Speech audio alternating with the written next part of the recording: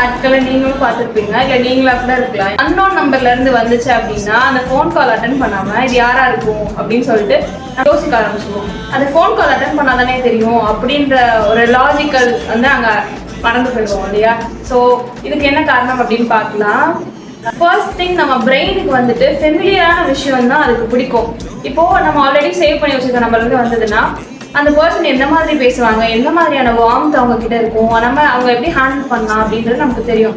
இப்போ என்னோட ஃப்ரெண்டுனா நம்ம டோன் வந்து ஈஸியாக இருக்கும். நம்ம வந்து வரும்போது நம்ம பிரெயின் வந்து அது ஒரு டேஞ்சராக தான் பார்க்கும். ஏன்னா அது ஒரு அன்ஃபெமிலியரான விஷயம் இல்லையா? டெக்ஸ்ட்டை நம்ம கம்யூனிகேட் பண்ணி பழகுன ஜென்சி யோசிச்சு பாருங்களேன்.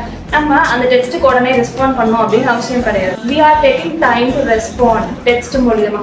பட் ஃபோன் கால் பண்ணும்போது we can't take time. Unknown நம்பர்லேருந்து ஒருத்தவங்க வராங்க, அவங்க டோன் வச்சு நம்ம ஜட்ஜ் பண்ணுவோம். அவங்க என்ன மாதிரியான வார்த்தைகள் பிரயோகப்படுத்துறாங்களோ அதை வச்சு நம்ம யோசிப்போம். இவங்க நம்மளை வந்து ஹார்ஷாக பேசுகிறாங்களோ, இவங்க நமக்கு ரெஸ்பெக்ட் கொடுக்கலையோ, இவங்க நம்மளை ஜட்ஜ் பண்ணுறாங்களோ எப்படின்னு சொல்லி நம்பரை நிறைய ஜட்ஜ் பண்ணுவோம். பீப்புள் ஹேண்டிலிங் நம்ம வந்து பண்ணுறதுக்கான ஒரு டிஃபிகல்ட்டியாகவும் இது இருக்கலாம்.